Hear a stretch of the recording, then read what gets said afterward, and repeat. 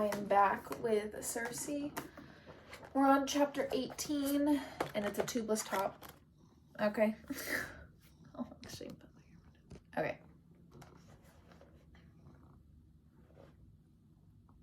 Did I just say tubeless top? Whatever. Okay.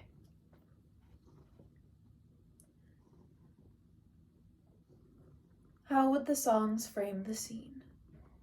The goddess on her lonely promontory, her lover dwindling in the distance. Her eyes wet but inscrutable, cast inward to private thoughts. Beasts gather at her hem, the lindens bloom.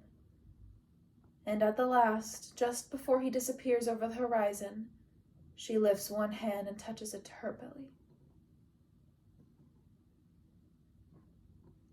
My guts began to boil the moment his anchor was up. I, who had never been sick in my life, now was sick at every moment.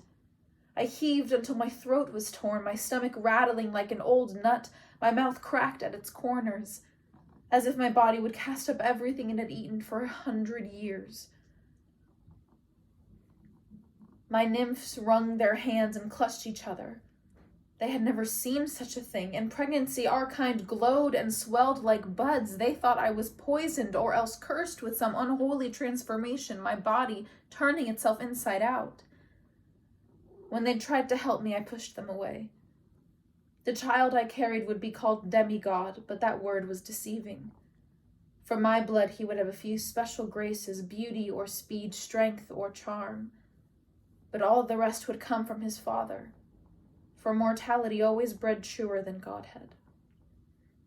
His flesh would be subject to the same 1,000 pricks and fatalities that threaten every man.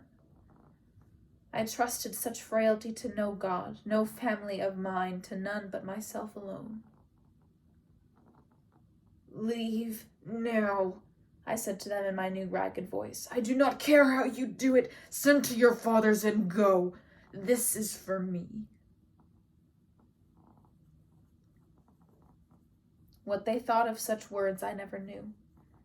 By the time I found my way back to the house, they were gone. I suppose their fathers obliged because they feared pregnancy by a mortal might be catching. The house felt strange without them, but I had no time to think of it and no time to mourn for Odysseus either. The sickness did not cease. Every hour it rode me. I could not understand why it took me so hard.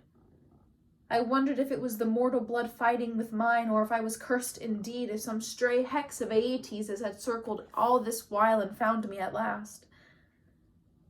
But the affliction yielded to no counterspell, not even Moly. "It is no mystery," I said to myself. "Have you not always insisted on being difficult in everything you do?" I could not defend myself from sailors in such shape, and I knew it. I crawled to my herb pots and cast the spell I had thought of so long ago, an illusion to make the island look hostile, wrecking rocks to any ship that passed. I lay on the ground after, breathing with effort. I would be left in peace. Peace. I would have laughed if I were not so ill. The sour tang of cheese in the kitchen, the salt stink of seaweed on the breeze, the wormy earth after rain, the sickly roses browning on the bush, all of them brought the bile stinging to my throat. Headaches followed, like urchin spines driven into my eyes. This is how Zeus must have felt before Athena leapt from his skull, I thought. I crawled to my room and lay in the shuttered dark, dreaming of how sweet it would be to cut through my neck and make an end. Yet, strange as it sounds, even in such extremities of misery, I was not wholly miserable. I was used to unhappiness, formless and opaque, stretching out to every horizon. But this had shores, depths, a purpose and a shape. There was hope in it, for it would end and bring me my son. For whether by witchcraft or prophetic blood, that is what I knew he was. He grew, and his fragility grew with him. I had never been so glad of my immortal flesh, layered like armor around him. I was giddy feeling his first kicks, and I spoke to him every moment as I crushed my herbs, as I cut clothes for his body, wove his cradle out of rushes. I imagined him walking beside me, the child and boy and man that he would be. I would show him all the wonders I had gathered for him, this island and its sky, the fruits and sheep, the waves and lions. The perfect solitude that would never be loneliness again. I touched my hand to my belly. Your father said once that he wanted more children, but that is not why you live. You are for me.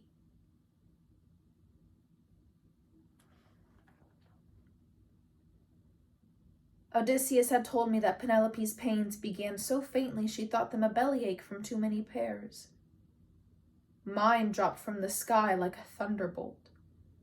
I remember crawling to the house from the garden, hunched against the tearing contraction. I had the willow draught ready, and I drank some, then all, and by the end I was licking the bottle's neck. I knew so little of childbirth, its stages and progression. The shadows changed, but it was all one endless moment, the pain like stones grinding me to meal. I screamed and pushed against it for hours, and still the baby did not come. Midwives had tricks to help the child move, but I did not know them. One thing I understood. If it took too long, my son would die.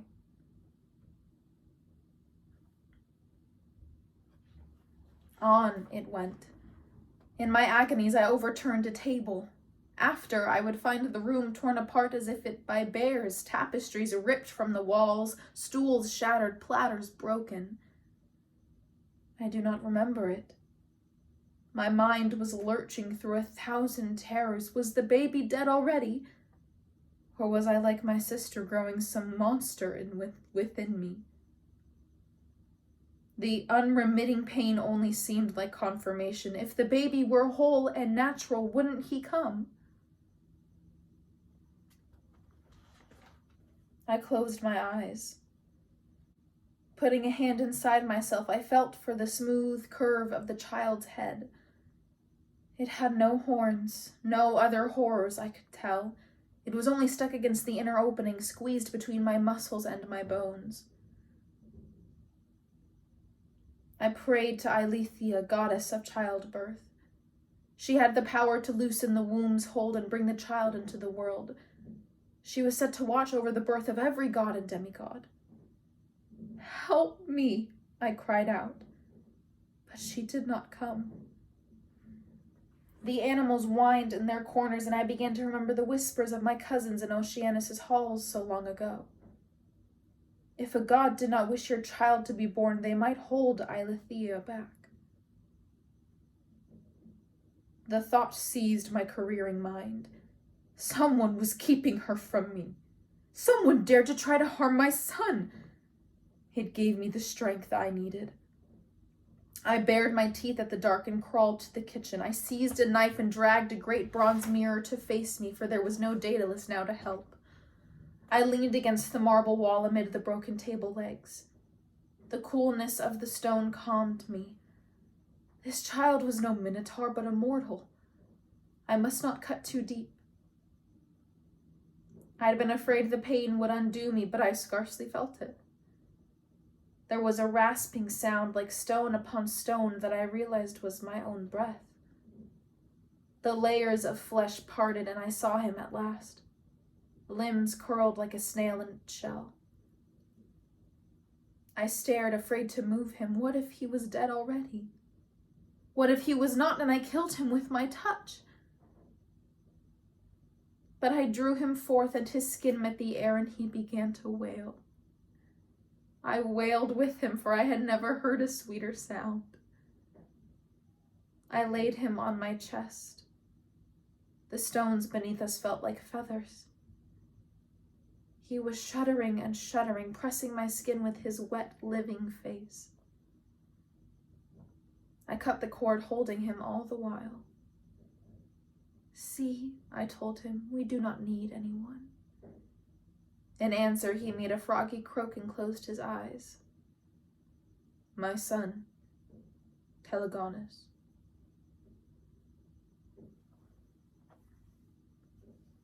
I did not go easy to motherhood. I faced it as soldiers face their enemies, girded and braced, sword up against the coming blows. Yet all my preparations were not enough. In those months I had spent with Odysseus, I had thought I'd learned some tricks of mortal living. 3 meals a day, the fluxes, the washing and cleaning. 20 swaddling clothes I had cut and believed myself wise. But what did I know of mortal babies? Aeetes was in arms less than a month. 20 cloths got me only through the first day. Thank the gods I did not have to sleep. Every minute I must wash and boil and clean and scrub and put to soak. Yet how could I do that when every minute he also needed something, food and change and sleep? That last I had always thought the most natural thing for mortals, easy as breathing, yet he could not seem to do it. However I wrapped him, however I rocked and sang, he screamed, grasping and shaking until the lions fled, until I feared he would do himself harm. I made a sling to carry him so he might lie against my heart. I gave him soothing herbs, I burned incenses, I called birds to sing at our windows. The only thing that helped was if I walked the halls, walked the hills, walked the shore. Then at last he would wear himself out, close his eyes, and sleep. But if I stopped, if I tried to put him down, he would wake at once. Even when I walked without ceasing, he was soon up screaming again. Within him was an ocean's worth of grief, which could only be stoppered a moment, never emptied. How often in those days did I think of Odysseus' smiling child? I tried his trick along with all the rest, held my son's floppy body up in the air, promised him he was safe. He only screamed louder. Whatever made the Prince Telemachus so sweet, I thought it must have come from Penelope. This was the child I deserved.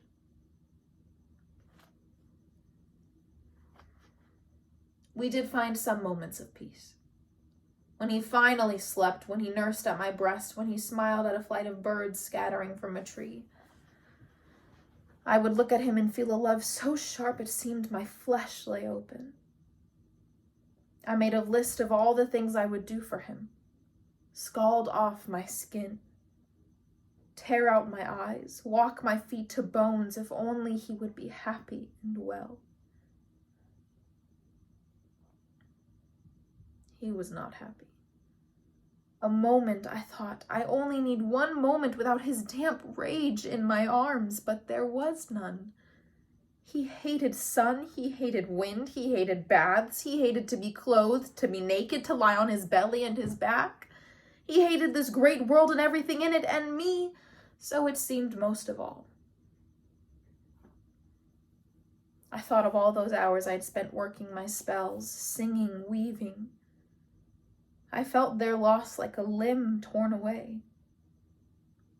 I told myself I even missed turning men to pigs, for at least that I had been good at. I wanted to hurl him from me, but instead I marched on in that darkness with him, back and forth before the waves, and at every step I yearned for my old life. I spoke sourly to the night air as he wailed. At least I do not worry he is dead. I clapped a hand to my mouth, for the god of the underworld comes at much less invitation. I held his fierce little face against me. The tears were standing in his eyes, his hair disordered, a small scratch on his cheek. How had he got it? What villain dared to hurt him? Everything that I had heard of mortal babies flooded back, how they died for no reason, for any reason, because they grew too cold, too hungry, because they lay one way or another. I felt each breath in his thin chest, how improbable it was, how unlikely that this frail creature who could not even lift his head could survive in the world. But he would survive. He would if I must wrestle the veiled god himself. I stared into the darkness. I listened like wolves do, pricked for any danger. I wove again those illusions that made my island look like savage rocks, but still I feared. Sometimes men were reckless in their desperation. If they landed on the rocks anyway, they would hear his screams and come. What if I had forgotten my tricks and could not make them drink? I remembered the stories Odysseus had told me of what soldiers did to children. Astyanax and all the sons of Troy, smashed and spitted, torn to pieces, trampled by horses, killed and killed till they would not live and grow to strength and one day come looking for their vengeance. My whole life I had waited for tragedy to find me. I never doubted that it would, for I had desires and defiance and powers more than others thought I deserved, all the things that draw the thunderstroke. A dozen times grief had scorched, but its fire had never burned through my skin. My madness in those days rose from a new certainty, that at last I had met the thing the gods could use against me.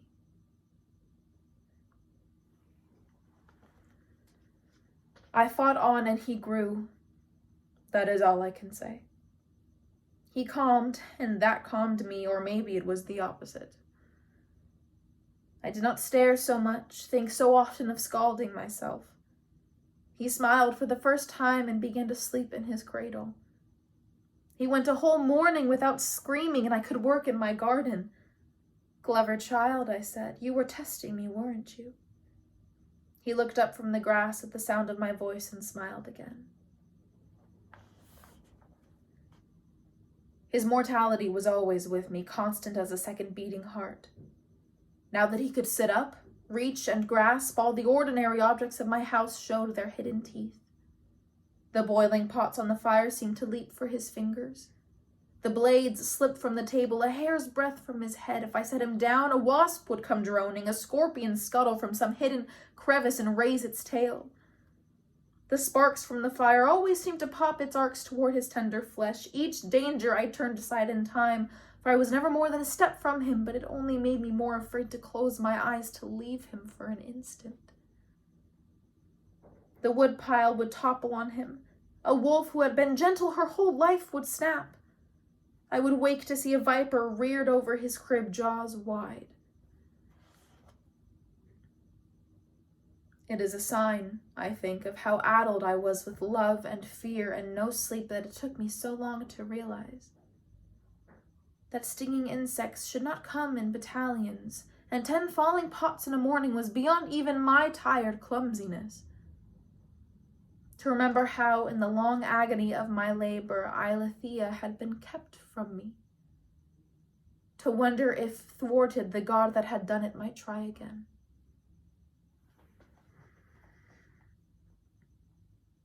I slung Telegonus against me and walked to the pool that lay halfway up the peak. There were frogs in it, silver minnows and water skimmers. The weeds were thickly tangled. I could not say why it was water that I wanted at that moment. Perhaps some relic of my naiad blood.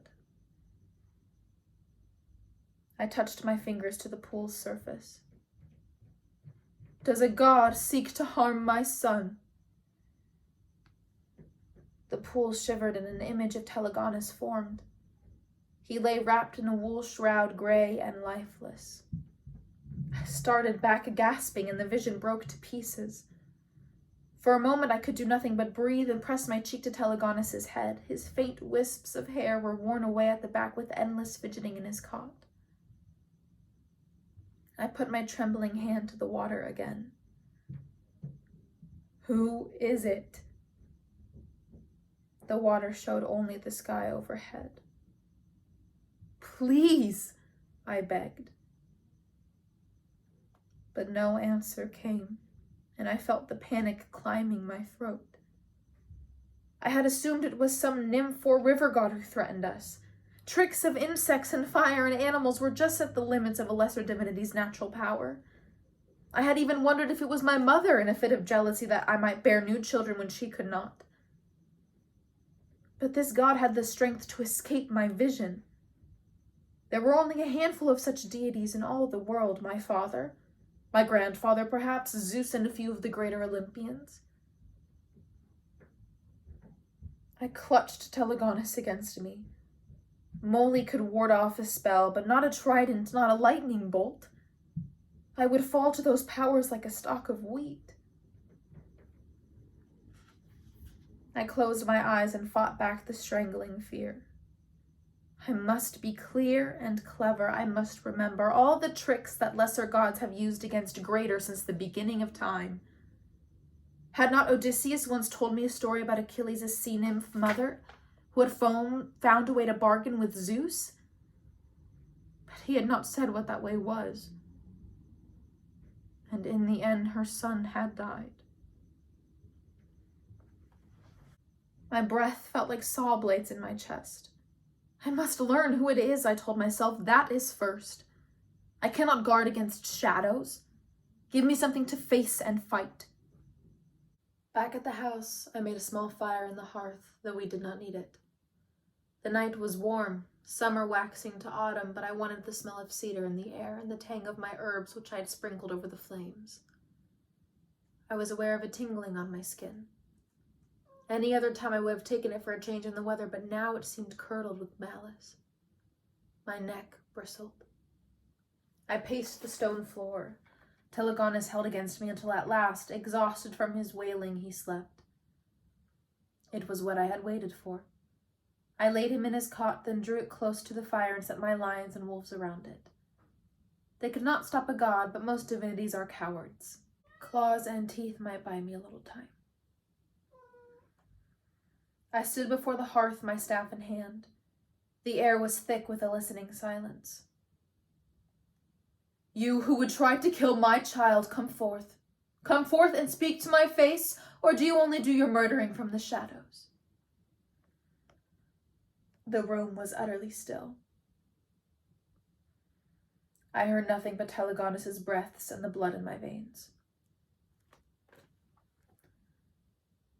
I need no shadows, the voice sliced the air, and it is not for such as you to question my purposes. She struck the room, tall and straight and sudden white, a talon of lightning in the midnight sky.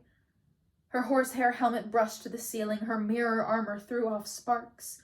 The spear in her hand was long and thin, its keen edge limned in firelight. She was burning certainty, and before her all the shuffling and stained dross of the world must shrink away. Zeus's bright and favorite child, Athena. What I desire will come to pass. There is no mitigation. That voice again, like shearing metal. I had stood in the presence of great gods before, my father and grandfather, Hermes, Apollo. Yet her gaze pierced me as theirs had not. Odysseus had said once she was like a blade honed to a hair's fineness, so delicate you would not even know you had been cut, while beat by beat your blood was emptying on the floor. She extended one immaculate hand. Give me the child. All the warmth in the room had fled. Even the fire popping beside me seemed only a painting on the wall. No. Her eyes were plated silver and stone gray. You would stand against me. The air had thickened. I felt as though I gasped for breath. On her chest shone her famous aegis, leather armor fringed with golden threads. It was said to be made from the skin of a titan that she had flayed and tanned herself. Her flashing eyes promised, just so will I wear you if you do not submit and beg for mercy. My tongue withered and I felt myself trembling. But if there was one thing I knew in all the world, it was that there was no mercy among gods. I twisted my skin between my fingers. The sharp pain steadied me. I would, I said. That would hardly seem a fair battle. You against an unarmed nymph. Give him to me willingly, and there need not be a battle. I will make sure it is quick. He will not suffer. Do not listen to your enemy, Odysseus had told me once. Look at them. It will tell you everything." I looked. Armed and armored she was, from head to foot, helmet, spear, aegis, greaves. A terrifying vision. The goddess of war ready for battle, but why had she assembled such a panoply against me, who knew nothing of combat? Unless there was something she feared, something that made her feel somehow stripped and weak. Instinct carried me forward, the 1,000 hours I had spent in my father's halls, and with Odysseus Polymetus, man of so many wiles. "Great goddess, all my life I have heard the stories of your power, so I must wonder. You have wanted my child dead for some time, and yet he lives. How can that be?" She had begun swelling like a snake, but I pressed on. "I can only think, then, that you are not permitted, that something prevents you, that the fates, for their purposes, do not allow you to kill him outright." At that word, fates, her eyes had flashed. She was a goddess of argument, born from the bright, relentless mind of Zeus. If she was forbidden something, even by the 3 great goddesses themselves, she would not simply submit. She would set about passing the constraint down to its atoms and try to eke a way through. "So that is why you have worked as you have, with wasps and falling pots." I regarded her. "How such low means must have galled your warrior spirit." Her hand glowed while on her spear shaft. "Nothing is changed," she said. "The child must die." "And so he will, when he is 100. Tell me, how long do you think your witcheries will stand against me?" "As long as they need to." "You are too quick." She took a step towards me. The horsehair plume hissed against my ceiling. "You have forgotten your place, nymph. I am a daughter of Zeus. Perhaps I cannot strike directly at your son, but the fates say nothing about what I can do to you." She sets the words in the room, precise as stones in a mosaic. Even among gods, Athena was known for her wrath. Those who defied her were turned to stones or spiders, driven mad, snatched up by whirlwinds, hounded and cursed to the ends of the world. And if I were gone, then Telegonus would have no defense at all. "Yes," she said. Her smile was flat and cold. "You begin to understand your situation." She lifted her spear from her floor. It did not shine now. It flowed like liquid darkness in her hand. I stepped back against the woven side of the crib, my mind scrambling. "It is true. You might harm me," I said. "But I have a father too, and a family. They do not take lightly the careless chastising of our blood. They would be angry. They might even be stirred to action." The spear still hovered off the floor, but she did not heft it. "If there is war, Titan, Olympus will win it. If Zeus wanted war, he would have sent his thunderbolt against us long ago, yet he holds off. What will he do to you for destroying his hard-won peace?" I saw in her eyes the click of counters, stones tallied on this side and that. "Your threats are crude. I had hoped we might discuss this reasonably." "There can be no reason as long as you seek to murder my child. You are angry with Odysseus, but he does not even know the boy exists. Killing Telegonus will not punish him." "You presume, witch." If it were not my son's life at stake, I might have laughed at what I saw in her eyes. For all her cleverness, she had no skill at concealing her emotions. Why should she? Who would dare harm the great Athena for her thoughts? Odysseus had said she was angry with him, but he did not understand the true nature of gods. She was not angry. Her absence was only that old trick Hermes had spoken of. Turn your back on a favorite and drive him to despair, then return in glory and revel in the groveling you will get. If not to hurt Odysseus, why seek my son's death? That knowledge is not for you. I have seen what will come, and I tell you that this infant cannot live. If he does, you will be sorry for it all the rest of your days. You are tender to the child, and I do not blame you for it, but do not let a mother's doting cloud your sense. Think, daughter of Helios. Is it not wiser to give him to me now, when he is barely set into the world, when his flesh and your affections are still half formed? Her voice softened. Imagine how much worse it will be for you in a year, or 2 or 10, when your love is full grown. Better to send him easy to the house of souls now, better bear another child and begin to forget with new joys. No mother should have to see her child's death. And yet if such must come, if there is no other way, still there may be recompense. Recompense? Of course. Her face shone bright upon me as the forge's heart. You do not think I ask for sacrifice without offering reward. You will have the favour of Pallas Athena, my goodwill through eternity. I will set a monument for him upon this isle. In time I will send another good man to you, to father another son. I will bless the birth, protect the child from all ills. He will be a leader among mortals, feared in battle, wise in counsel, honoured by all. He will leave heirs behind him and fulfill your every maternal hope. I will ensure it.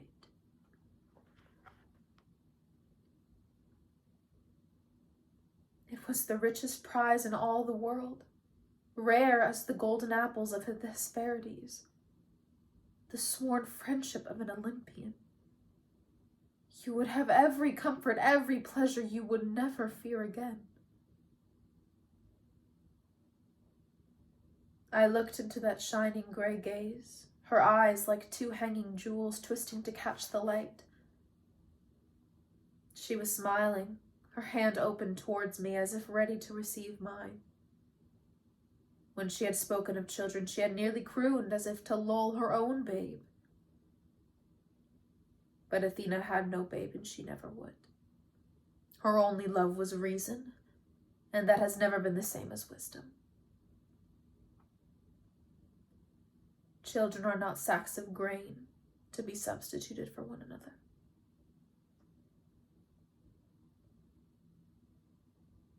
I will pass over the fact that you think me a mare to be bred. The true mystery is why my son's death is worth so much to you. What will he do that the mighty Athena would pay so dearly to avoid? All her softness was gone in an instant. Her hand withdrew like a door slamming shut. You set yourself against me then. You with your weeds and your little divinity. Her power bore down on me, but I had Telegonus, and I would not give him up, not for anything. I do, I said. Her lips curled back, showing the white teeth within. You cannot watch him all the time. I will take him in the end. She was gone. But I said it anyway, to that great empty room in my son's dreaming ears. You do not know what I can do. That's the end of the chapter.